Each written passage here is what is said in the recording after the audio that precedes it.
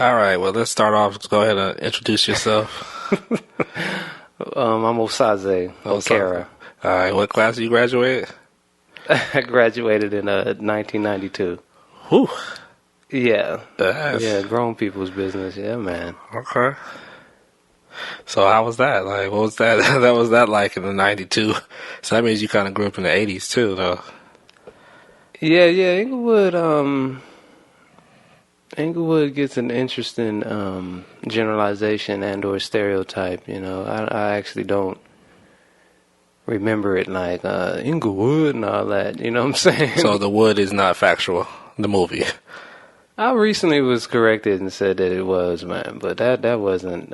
I didn't like the movie, but I told him I had to rewatch it. It just it just it was a cheesy film, but now my Inglewood was actually structured like in a way. Like I remember my earliest memories with gangbangers. They were dressed like Run DMC, you know what I'm saying? It was like leather coats and like just being fly, you know what I'm saying? Okay. Like satin shirts or whatnot, just grown man business. And we weren't permitted to like play where they were doing grown things. I remember this cat, Rico in particular. He, used to be like, yeah, y'all gotta. If we was playing with big wheels or whatnot, it was like, yeah, y'all need to push up the street. You know what I'm saying? Like we would come too far down, like too close to the dunes. At that time, it was the dunes was that building. You know what I'm saying? The history onto itself. Okay. It's actually the building where the character Issa Rae, her character lives in that building now in her TV show. But at that time, it was the dunes was like that building. Like it wasn't as rough as the Carters was depicted. You know what I'm saying? In New Jack City, but Right. it wasn't for us. You know what I'm saying? Like they had a swimming pool there, but it had been Drained. drained, and you know what I'm saying. We would do like swimming pool hops and all that, but that wasn't one of the swimming pools we would hop to, and we wouldn't want to even if it wasn't drained. I probably remember it before it was drained, and it wasn't one of those buildings for those reasons, But that wasn't like the hangout, like when I was growing up. And so, what age was this? That's early '80s, man. I don't have a date on it. At that time, like the neighborhood, the NHPs, these cats seemed to like migrate. Like I remember Victor was a street that they were all gathering at one point. So if you weren't gang affiliated, you didn't necessarily want to be up and down that street. You know what I'm saying? And then I remember him being on a corner of like Beach and Hyde Park. You know what I'm saying? At Terrain's house, that was like the house. But if you weren't gang affiliated, you just kept it pushed. It wasn't like the boogeyman. It wasn't like, come here, little man. You know what I'm saying? Here's a red rag. You know what I'm saying? That's how I feel it's depicted. Like, even when you tell somebody, where you grew up, it's like, oh my God, that's where the boogeyman lives. You know what I mean? And Right. it's just, that's not how it was. I mean, we played, and it had a real community feel, and when, it was actually like a protection. It was actually a courtesy that they had at that time. Be like, hi, Miss Johnson, and help you with those bags and all that. I'm not saying that they weren't doing criminal activity. It's just, as children, we weren't exposed to that. I mean, unless obviously you was floating around trying to be affiliated, which I wasn't. You know what I'm saying? Like, Yeah. I just was playing. Like, I actually remember playing in a few buildings in particular. That just had the most kids, you know what I'm saying? Like, Right. we just played where the most kids lived, and I hip hop was more influential than the neighborhood cats. You see what I'm saying? Like that in regards to the behavior and attitudes of we wanted to be like cats on Beach Street, like, you know what I'm saying? Like, cats wanted to learn how to break at some point and rap and beatbox and do graffiti. It wasn't, nobody wanted to grow up to be like a gangbanger. Like, you know what I'm saying? And I'm not saying the cats didn't grow up to be just that, but it wasn't as prominent, like, as it's depicted on, from outsiders. It's like, oh, you had this bad life if you grew up in Inglewood, whereas actually Inglewood was more of a working class neighborhood, like in 1965 or before 1965, before the Watts riots of 1965, like most of us, most black people lived like on the east side, was considered the east side. So after the 65 riots, there was like white flight. So they were living all throughout Inglewood until probably like the mid 70s, you know what I'm saying? And they started clearing out. You can see it shift. Like if you take an Inglewood High School yearbook, it'll just start changing. It's wild. But so the move to this area was a thing. You know what I'm saying? It was like it was like it was coming up. You had moving money, on up. Yeah, you had money to move. Where a lot of the older projects and whatnot are on the east side, and that's where that extreme poverty was So concentrated. the east side encompasses what cities? That's like the east to central. You gotta get somebody that's more L.A. got better understanding of L.A. and its demographic and geography, but I think it's like east of central is like, or central is exactly where the east side starts. So. Nonetheless, Inglewood is a little neighborhood in L.A. County. It's just for whatever reasons we've had a lot of people come out of there as far as celebrities, and it kind of held its own for years by being like a predominantly blood city. Like the whole city was like, instead of it being various, Crips and Bloods, it was just like a blood city.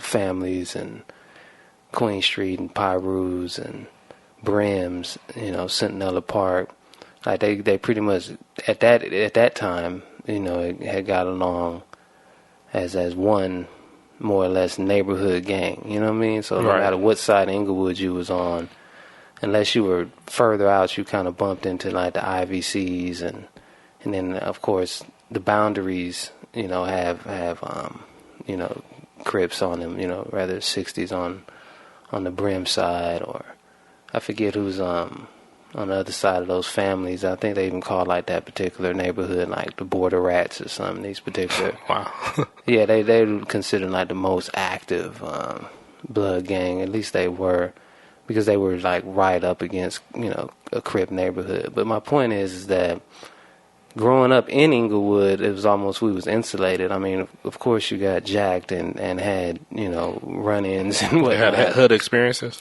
Yeah, but it was in the context of just living, because it wasn't like a lot of, like, gangbanging wasn't what we did. You feel me? Mm-hmm. Like, it was, they were there, but we weren't like, at least I wasn't,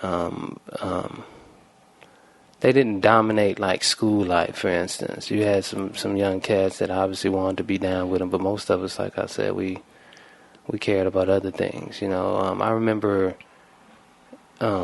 hip hop in particular coming into my life, because it was this older cat lived in the building, right? Mm-hmm. And he got some DJ equipment, and he would be spinning these records like in the window. You can like kind of see him, mm-hmm. And but we weren't old enough to go in there. You know what I'm saying? We were, of course, like, who knows, 8, 9, 10, who knows? And I remember wanting to participate. It was like, damn, that looks fun. You know what I'm saying? Like, dude, it's just DJing. And I remember these new cats had moved in. This dude named, we used to call him Mano. Mano used to rhyme like LL Cool J at that time, like for real. I mean, he could like off of a beatbox or beating on the washer dryers, like he was really a rapper. And I remember he got a chance to go into Bruce's house, and I was like, "Fuck, man! Like how can I be down?" You know what I'm saying? Yeah. So I remember my first hip hop purchase. I was trying to buy the Roxanne album, the UTFO album, and I had Moms. I had only saw like the cover of it, or what I thought was the cover. It was an orange album cover, 12-inch. It said Profile, so I just thought if I get that album cover, then I'll get that song. I didn't know to go ask for nothing in particular, so go to like Tower Records or something, or the Warehouse. So these are actually used to have vinyl. Used to sell vinyl and tapes, believe it or not, on a retail level. Mom took me to whichever one that was. It was in the Fox Hills Mall.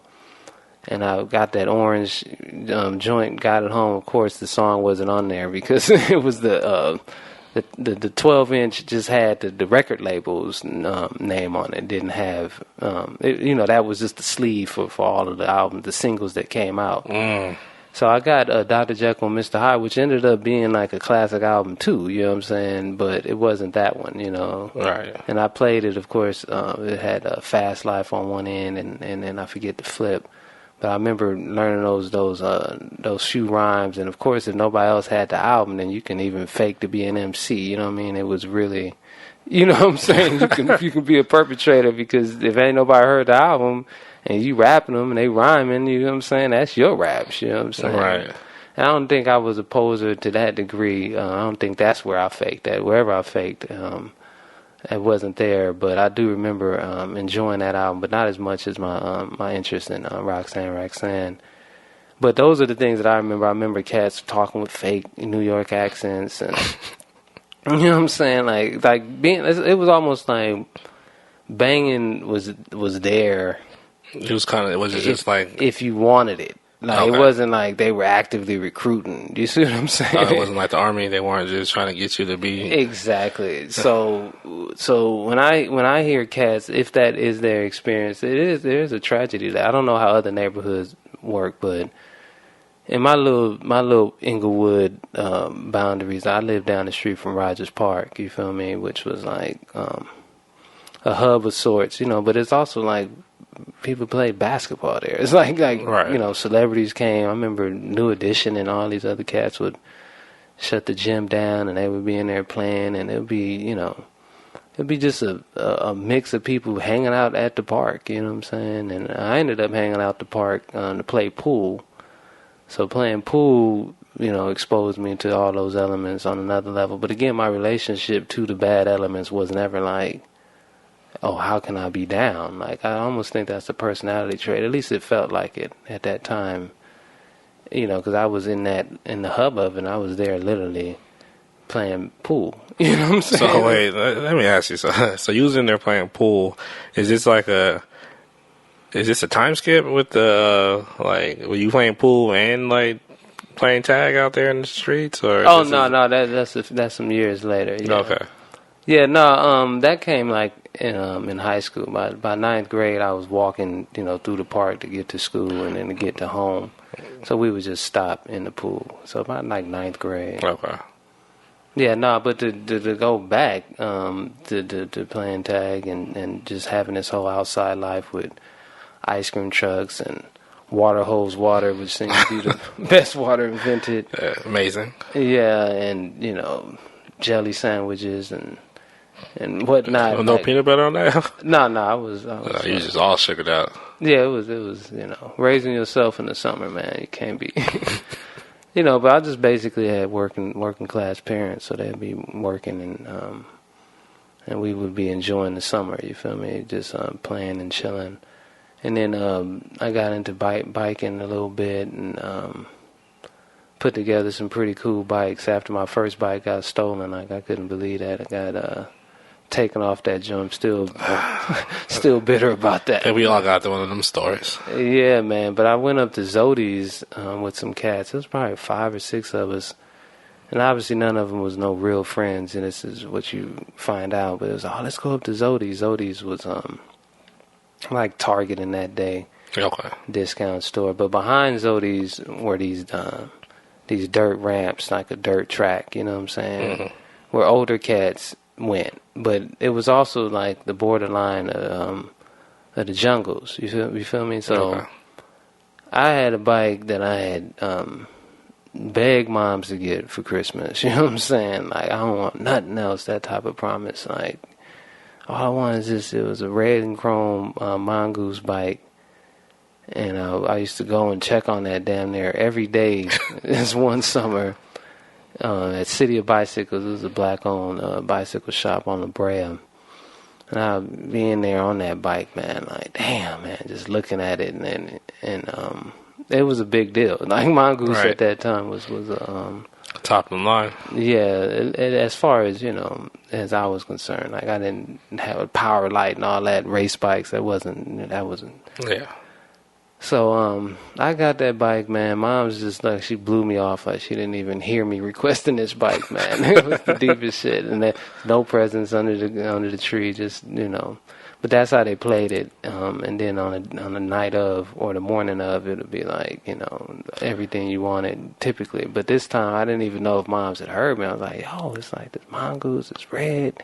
It's chrome. It's at City of Bike. You know, and she's like, yeah. Trying to give you the full details. Huh? Yeah, so she was blowing me off for months, and I woke up that morning, man, and it was there, man. I was like, like it's real. Yeah, so I ended up riding that whole Christmas break, and then like right at the end of that break, somebody suggested, you know, somebody with obviously lesser bikes than my own, suggested that we go to Zody's, and I was just learning how to bunny hop, and you know, I had no business going there aside from how far away it was, but my skill set wasn't there. It was not, I barely can ride in the street, let alone going to a dirt track. Mm-hmm. So these cats was in there, up there, and they was dope. Like, they was, you know, they had cool bikes, and they was doing all these tricks, man. It was these two goons, man. And they were looking at the bike, man, and I just, naivety, man, just thought they appreciated the bike, you know what I'm saying? Yeah. And so we ride home, and this is a steep hill to get home, and we all riding, again, it was probably like 5th grade or something. Mm-hmm. And these guys, man, pull up on the side of me, man, and kick the bike, right? But before they kick the bike, I was like, oh, man, you kind of close. So I swerved to get away from him. Dude, kicked the bike, man. Kicked me off my bike, man. I tumbled down the hill a little bit, man. And I'm like, so like emotionally, like I just feel betrayed. Like I just was talking to you. Like I just, you know what I'm saying? Like, what the fuck? You got a cool bike. Like, you know what I'm saying? Like what, like mine was stock. Like these cats was custom, you know? And they just was like, just go on, little man. Like they was grown, and, I'm sure they was from the other side of that Zody's. I never seen them in Inglewood or nothing, you know what I mean? So that, my first contact with Jungle Bloods was getting my fucking bike robbed from me. Damn. And I looked up, man, and them dudes I was with, man, they was, I mean, riding so fast away from me. Fast in you ever seen a this ride crime. before? Yeah, man, these dudes took my bike, ghost rolled the bike, you know. Oh, which is, you hold the handlebar. Oh, man, and I didn't have it in me, man, like age, weight, nothing. I just wasn't fearless. Just outclassed. Yeah, man, these two grown men, I just had to watch them fucking take my bike. I was so broke up. I vowed to beat the dude, you know, who I felt, was at fault, and I ran like damn near all the way home, man. That shit was, them dudes was gone. It wasn't like they rode their raggedy bikes and waited for me down the hill. Like they was gone, like they had a new Christmas bike. You feel me? Like, so it was a cold game, man.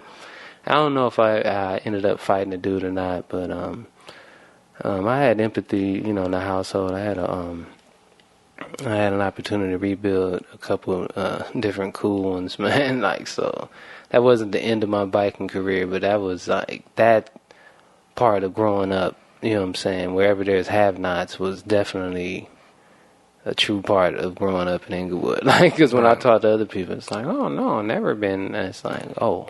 Wow. You never been robbed. You never been in a fight. You never, you know what I mean? So, you know, so anyway, then in skateboarding, I wasn't too good at it. I enjoyed it, but I never could get that board to pop. The boards was heavier then than they are now. You know what I'm saying? But it was some cats. Like, I remember Jeff was like legendary and like riding around Inglewood, like amazing skateboarder. You know what I'm saying? So there was legends in every category, but, So anyway, hip hop ended up taking over my life by 7th grade, or actually, if I rewind, in the 4th grade, as I went to Highland.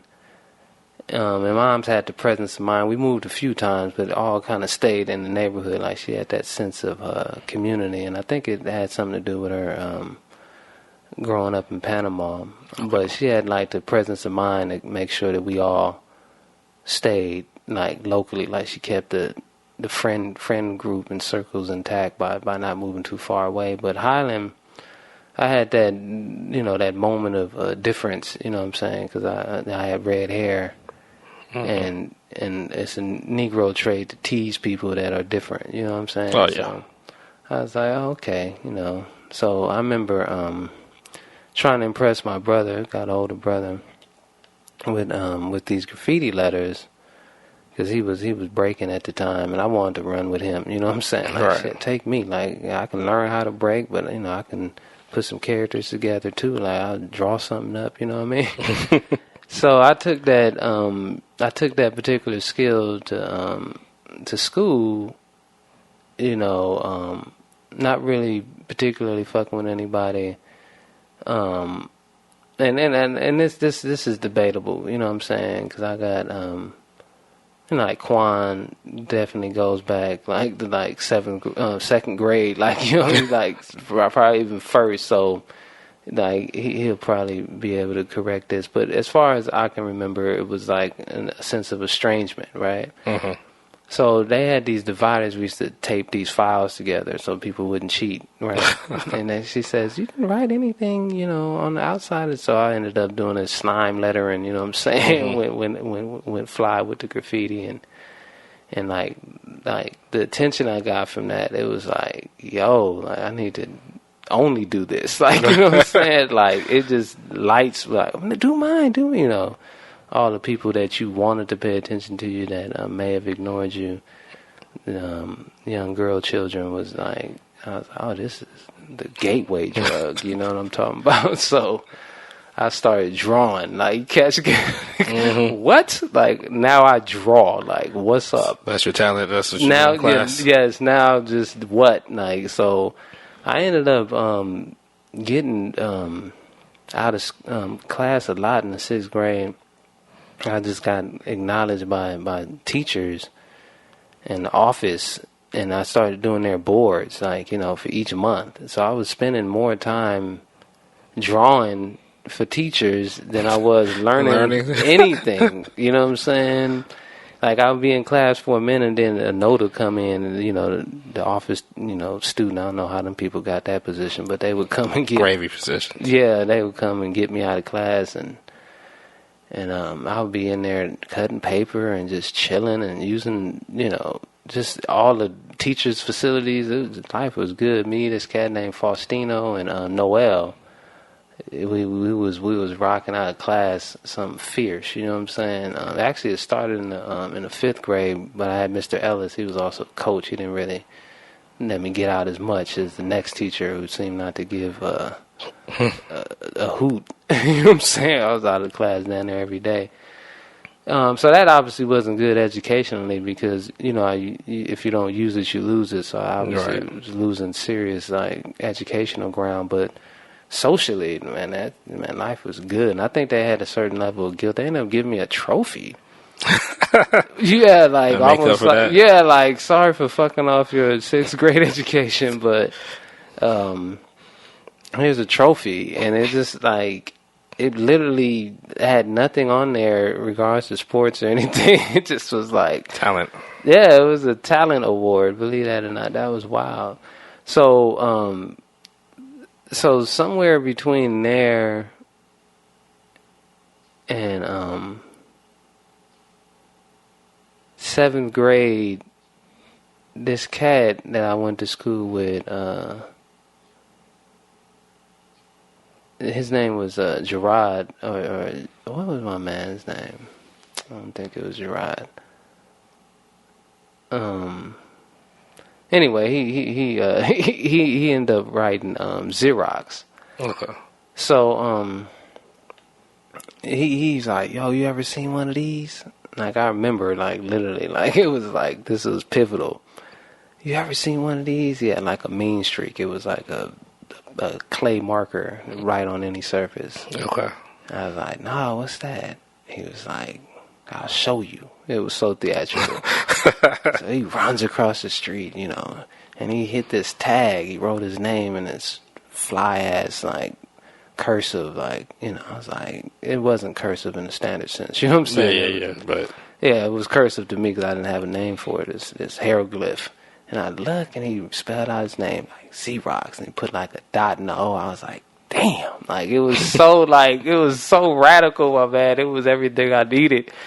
And I was like, yo, what's that? He's like, yeah, because I write. And I was like, you write? He's like, yeah, I write. I was like, okay.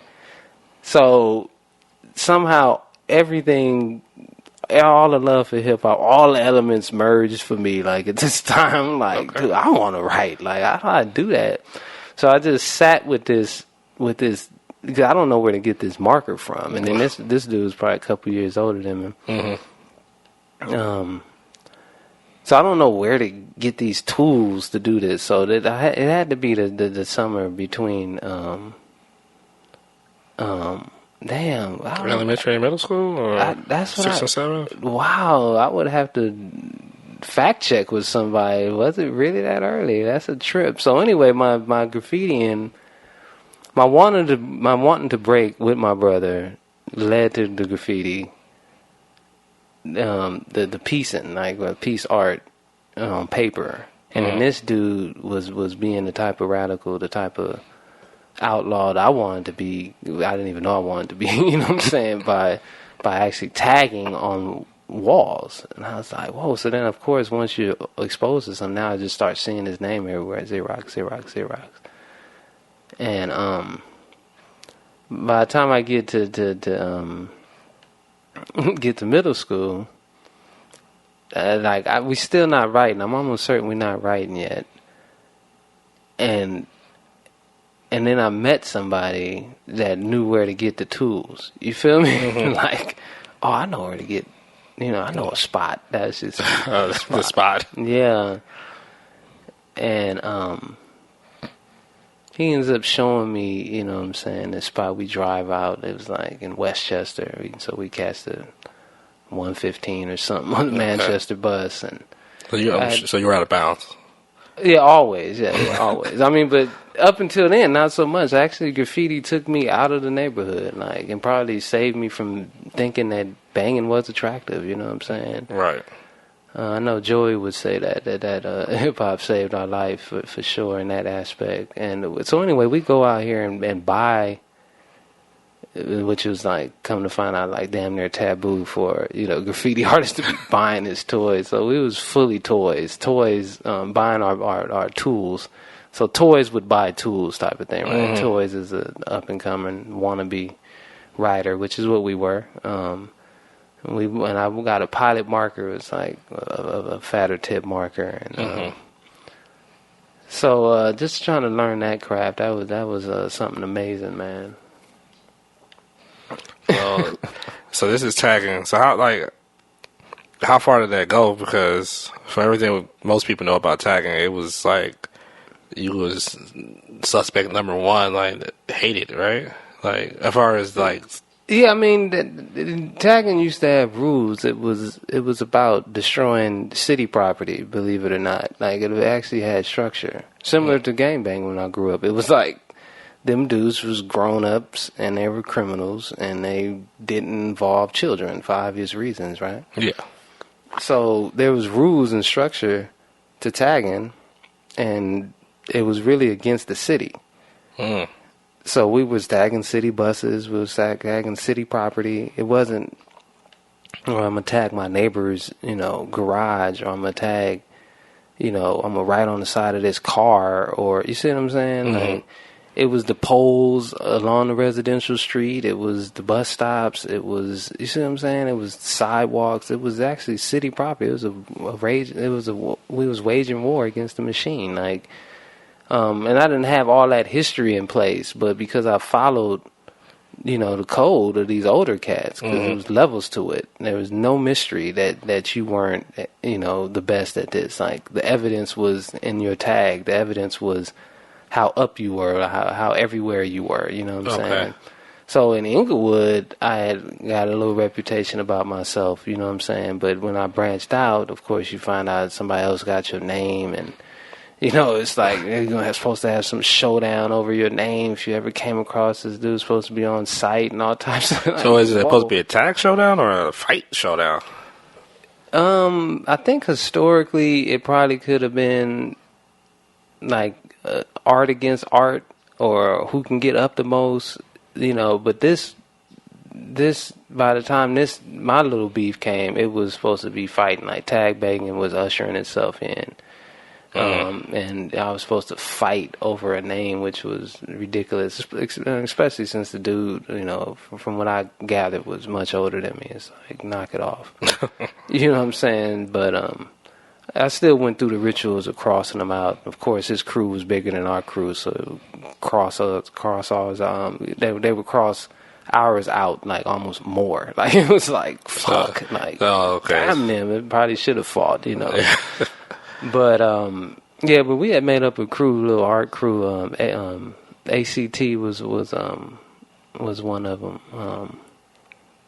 I can't remember the original name, but one of the names was like Always Causing Threat or something. It was it had some merit to it. No, it had some cooler meanings to it. I just don't remember them, but.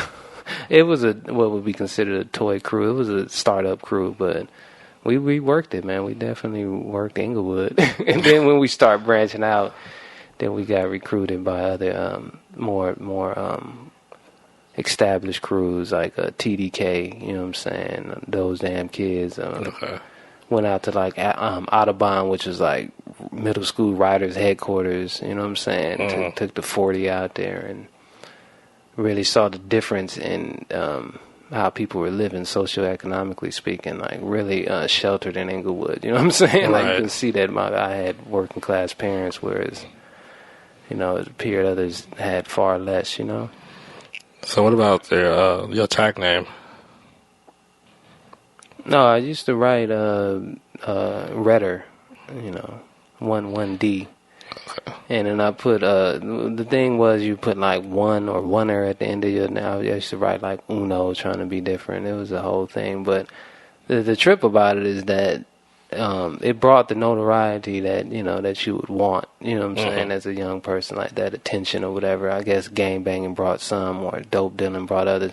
And that was another thing. Gangbanging next to dope dealing, because that was also the era of dope dealing, rock cocaine.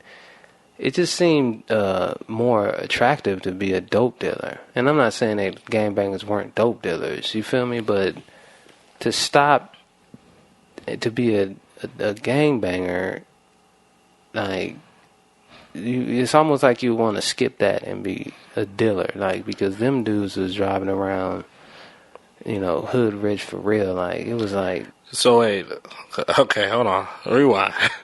So there's a difference between gangbangers and dope dealers. Not always, but I'm saying, like, because we're going 80s, right? We're going 80s into the 90s.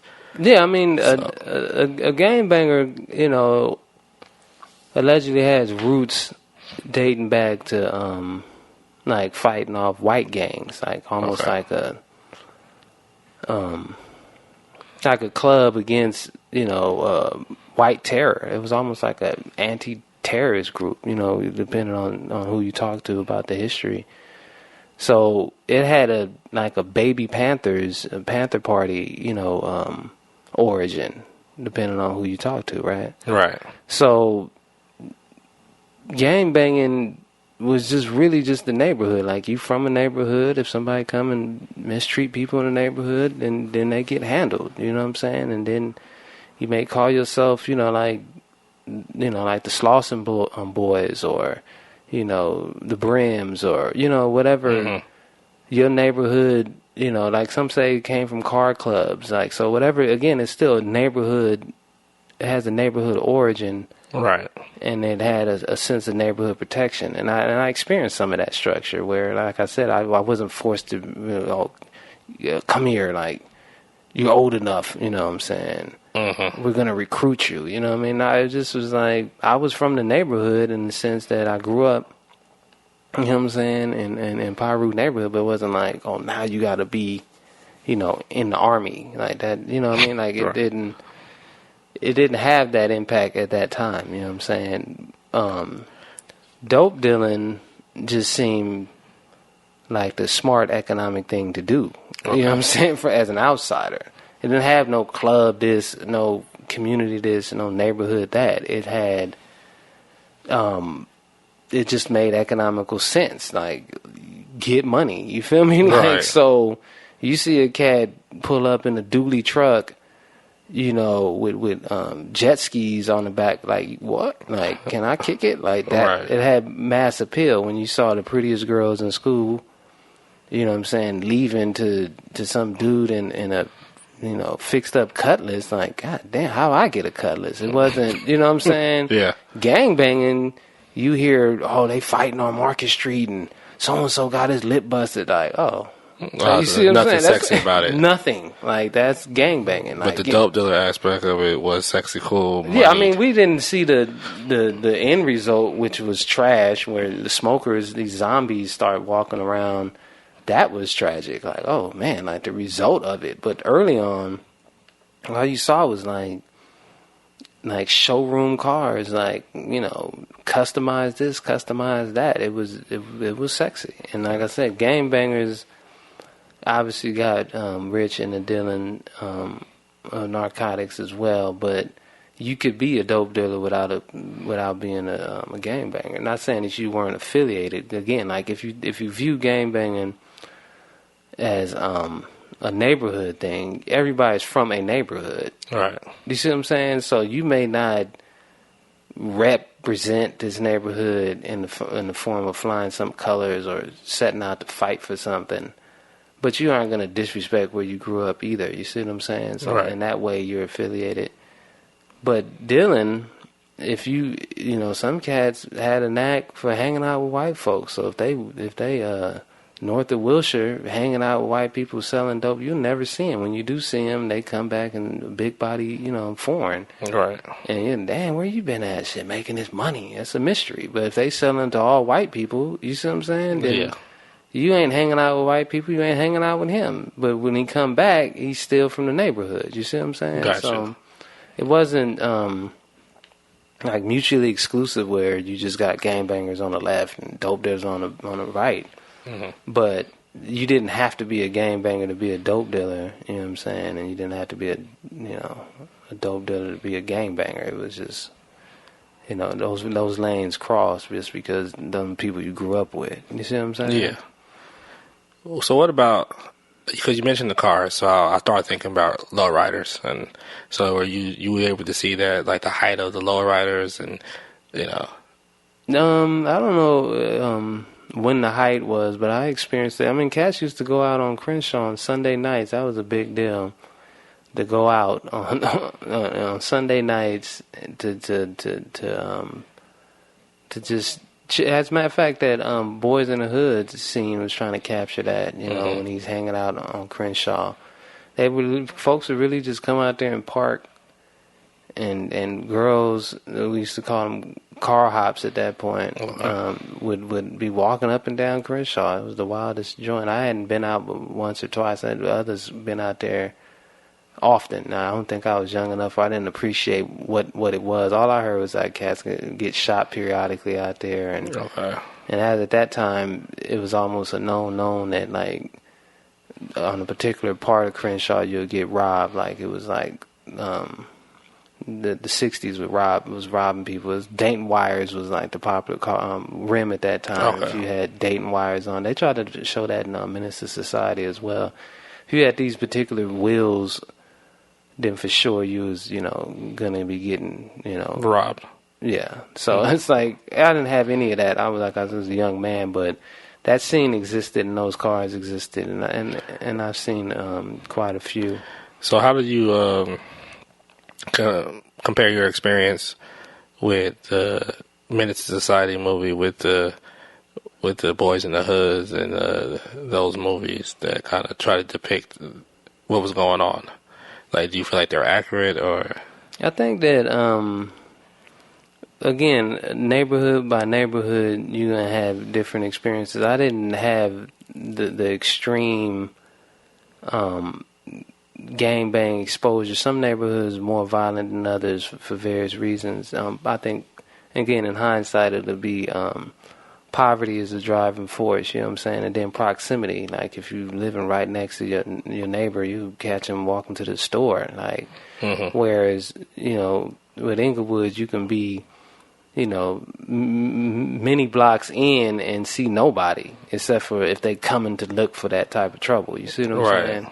Whereas if you live on a main street like Florence or you know, Vernon or whatnot, you can be going to the store and get caught up by an enemy. So I know that life is authentic for some. It wasn't my personal experience. I knew of old dogs in the level of violence, you know what I'm saying, that and the short-temperedness that they depict them at, but it was never shown to me in that way. You know what I'm saying? Right. It was always outward. And that's what I said, like, when you catch the history of it, I kind of came on the tail end of that, where I'm clearly from the neighborhood. You see what I'm saying? Yeah. Not just because, you know, my sister, you know, rep that neighborhood, not because my brother repped another neighborhood, but because I walk through this neighborhood, you know what I'm saying? I bike through this neighborhood, I skate through this neighborhood, like, I've been here. Right. You see what I'm saying? So I didn't get the brunt of, you know, we're going to jump you on and what the fuck you wearing and all this. And I attribute a lot of that to the older brother and sister, indeed. You know, because I've been called Little Kimmy Kim and given a pass enough times. Oh, that's Little Red, like, good. Like, as a matter of fact, by the time I got to Inglewood High, the school was obviously broken up in, you know, segments, right? So you got, like, athletes sitting here, cheerleaders sitting here, you know, gangbangers sitting here, like a blood bench, you know what I'm saying? So those blood bench dudes, you know, would joke with me to come sit on the bench, like I knew what it was because, you know, they big homie was my brother, you feel me? So the assumption is that I'm gonna, you know, join the lifestyle. Like, something, man, we got a bench. So that was an ongoing joke, but because I think they were affiliated, then it actually allowed me to just be a creative. You see what I'm saying? Because that's ultimately what I ended up doing was graffiti. You know. So you were still doing graffiti in high school? Not so much. By the time I got to like 9th grade, you know, I discovered like women. You know what I'm saying? Like the beauty of that. But I did enjoy the notoriety that came with, you know, with being that type of vandal. You know what I'm saying? They had like an esteem. Like it was so hip hop, and I am hip hop. So it was so hip hop that it was hard to let it go. So a lot of things I would do, you know, trying to find a new this or a different color of that or getting this customized was all still rooted in that. But the cats that were actually tagging at that time and even banging, you know, they started calling me on my shit, like on something. You ain't really. I asked so and so if he knew you, and he didn't know. He said he knew the real Red from NTS, and woo. That's like, whoa. What was the NTS stand for? Next to Serve was, you know, I'm sure they had multiple, but that was what it was originally. Next to Serve. So, you know, at that point, I didn't care. Like, what are you talking about? Like, but when these guys got their stripes up and they got signed off or signed on to real crews, and then they brought some type of animosity to me. I remember it was so like, what are you doing? What are you saying? You know what I'm saying? Like, oh, you a toy? You this? It's like, dude, that's over. I was doing that in middle school. Like, I'm sorry that you just got on the wave. Yeah, and I'm sorry that you're salty from how I was repping this so fly. You know what I'm saying? Right. Like it's me and my the crew that I ran with in middle school. We actually called ourselves like the QRK boys, which was interesting. Just our first initials of our names. We was just cool, like, you know what I'm saying? Like, that was like our contribution to the social landscape in middle school was just being the cool. taggers. It was just cool being guys. Cool, and then we tag. Like, you feel me? Like, so a lot of cats who may have wanted to tag and might looked up to us. You understand me? It was more to us than the tagging. Like, we was just cool. You feel me? Like, because that's what I was contributing. Like, that was my real contribution. Not tagging, and obviously not any of the other things. I wasn't no athlete and all these other things. So it was just a matter of being cool that I think these guys didn't really get. So when they started tagging, I mean, they was masterful. Like, a dude named Basic, it was another dude, I forget. They tags just came along. Neat was another cat. This dude named Setter. Like, it was like Zoomer. Like, it was a real skill set being developed that I wasn't developing anymore, because you got to be actively writing. Right. And I wasn't writing. I was like, at this time, flirting and having a blast with being cool, which is what I was really and truly without tagging. Like, that's the hindsight. Is like, no, I've been cool.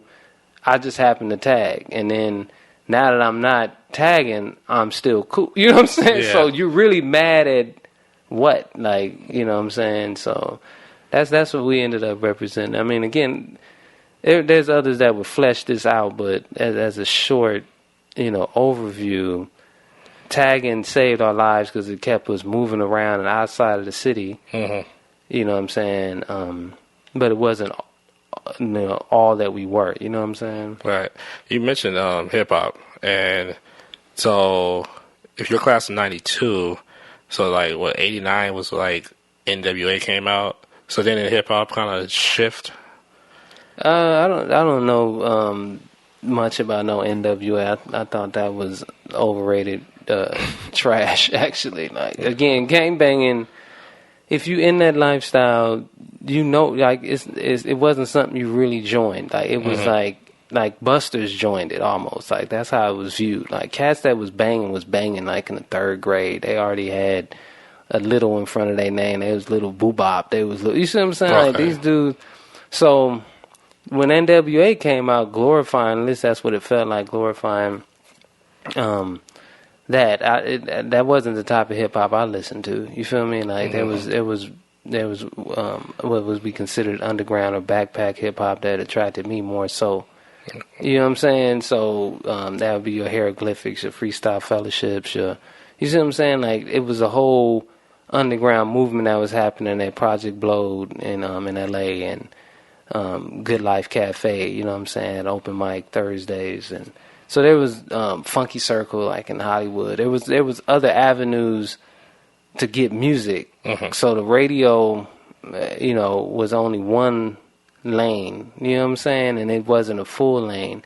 And I'm not saying that those songs didn't have impact, you know what I'm saying. It just, for me as an individual, like, gangbangers, when you came in contact with them and you weren't from their neighborhood, they weren't nice people. Like, you know what I'm saying? It wasn't like, oh, hey, I don't gangbang. You see how I dress, let me get by here. You may still get, your pockets checked. Or that's another thing. So the dress code, I'm not going to say dress code, but yeah, dress code, like, you could tell a gangbanger at that point, could you? Or, like, yeah, style, like, what was your style in high school?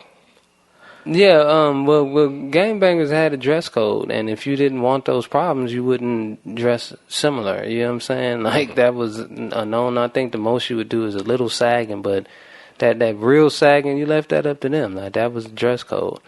In regards to me, I went through a few phases indeed. You know what I'm saying? Had like, I remember my glow up was like from 8th to 9th grade. You know what I'm saying? And that was when you had the tapered, like, khakis. You know what I'm saying? Like, it was prep. It was prep culture. It was like being prep. So I thankfully my sister bought my clothes that ninth grade year, and she bought things that she would want on, you know what I'm saying, on a man that she was attracted to. So she had me GQ fresh. Like, I was dressed like Guy. I was dressed like, you know what I'm saying, like the R&B singers at that time coming there in ninth grade with a clean cut. Like, it was a whole thing. But it varied. I mean, styles, you know, I remember things that was hot was like Guess was hot, used jeans, Troop had a coat that everybody had. The Starter had some satin joints the cats was getting hurt over. You know, Lottos, Diodoras, you know what I'm saying? Nike wasn't even really cracking. I think Jordan's just started hitting this wave. You know, first, you know, like, I remember Bo Jackson's, Ewins, like, you know what I'm saying, that the first wave of all them shoes. What about starter jackets? Yeah, that's what I said. Starter, yeah, they was like, they had the satin ones was the ones that was hot at that time, you know what I'm saying? And bomber jackets was hot for a minute, like Hirachis, you know, Jabos. It was like writers had a way of dressing too that it was kind of baggier. Because we was racking the clothes, like, so it was taking these joints so you wouldn't necessarily buy your size, you know what I'm saying? But you get a cool braided belt, and it had like a brand Nubian feel, old school hip hop, and it had a look to it. And then again, cats had flavor, like, and then hip hop was promoting at that time originality. So if you can get something, you know, that was, you know, as unique as it can be, and you was the first to bust, that was really what it was about, you know what I'm saying? Like, just being thorough with your presentation, you know what I'm saying? And of course, you know, different schools had different levels to it. Like Westchester was like the feeder school. I imagine they had, it appeared that they had money as families, you know what I'm saying? Because those were the people that had new cars driving to school and knew everything. So if you had your little Westchester situation going, or San Bernardino chick, like, you was official. Like, you know what I'm saying? Like, you was from Inglewood with one of those young biddies, man. It was pretty incredible. You was doing big things, you know.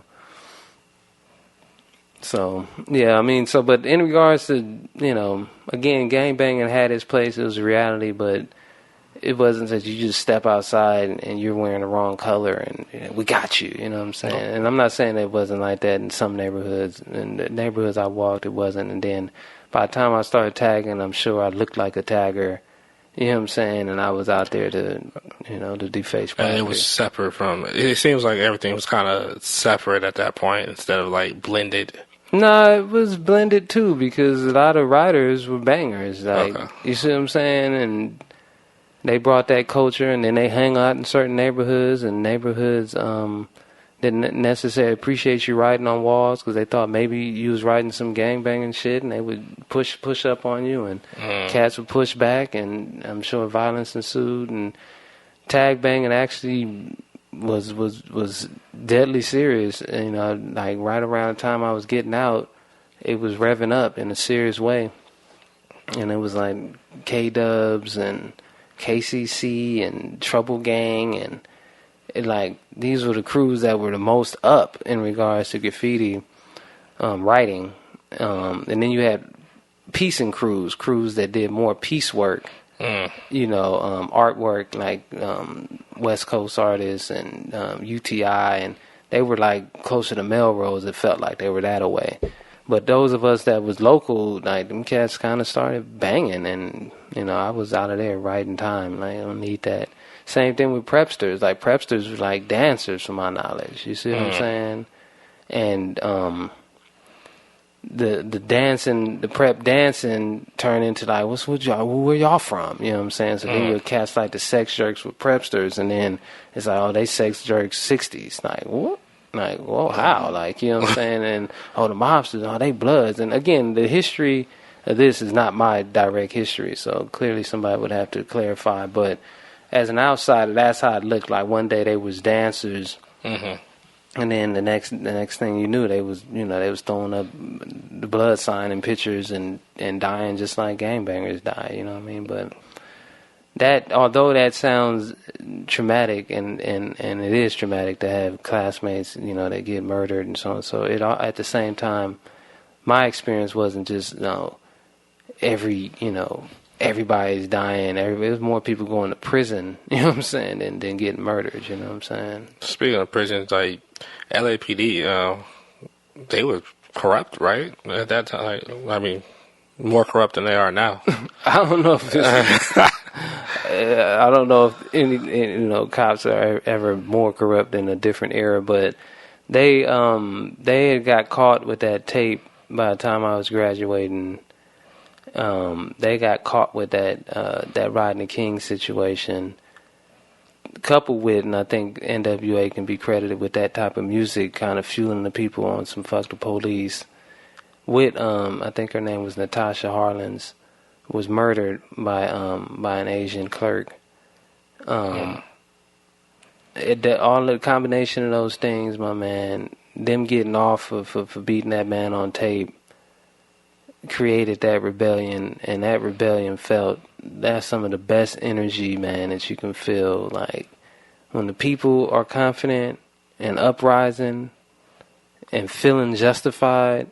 Mm-hmm. Oh my gosh, it felt like the Lakers won the championship. It was like shit was in the streets. Like, what's going on? And it's just, man, they boom, boom, boom. Then you watching the program, and these people are like kicking it off, and that's where you see like, oh, this is the potential that gangbangers have. You see what I'm saying? This is it. Like, this is what they're for, type shit. You know what I'm saying? So once I got it kicked off, and the police was like backing out, and it was like, what? Like, when we go outside, like, first the older siblings go out, and then the youngers go out. What? Like, yeah, everything for us today, now. Like, what's up? Okay. Felt good, but when you really pan back, you can see that they just extended the borders. They really just said, okay, y'all are concentrated here. Y'all can burn that shit up, but you won't be getting to Simi Valley. You won't be getting out of LA County. You won't be getting past, Wilshire. Like, it was, although it felt free within those zones, it still was like they permitted that. Like, believe it or not. Not if we were organized that they could stop us, but it wasn't necessarily as organized as it could have been. You see what I'm saying? And then from there it came like the truce, and that truce, man. Oh, that was something special, boy. Like gangbanging and all of the woes that was affiliated with it. It was no more, man. It was just like, dude, it just felt like right. Like, you know what I'm saying? Like, this is what it should be like. This is real life, you know what I mean? So yeah, but anyway, hip hop. What hip hop ended up doing for me as well was it started introducing me to like radical concepts. You know what I'm saying? It reintroduced Malcolm X, to a lot of us. And I remember my brother like, you don't know Malcolm X? I was like, nah. He's like, he like Farrakhan. Or he said, I don't know do you know who Farrakhan is? Like, no. He's like the new Malcolm X. I was like, oh, who is that? That bet nothing. What are you talking about? And then clearly you weren't in class in 6th grade. Yeah, I just didn't get none of the information that seemed to have been general. But my sister ended up bringing home some books, and I remember reading Black Like Me, and I was blown away by his description of like Jim Crow, man, and right around that same time, ran to this one cat who I used to look up to. He was when he was a dancer, he was one of them prepster type dudes. My man, Quentin, who was my other man's older brother. He was dressing different. I was like, what's up with you, man? He was like, Assalamu alaikum, brother. You know what I'm saying? I was like, okay. He's like, yeah, my name's Quentin X now. I was like, all right.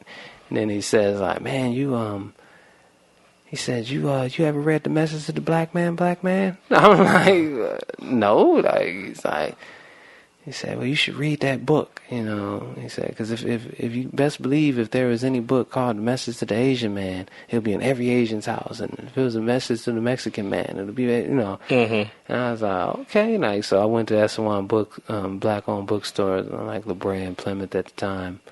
And I bought that book, man. I was like, okay. But between that and reading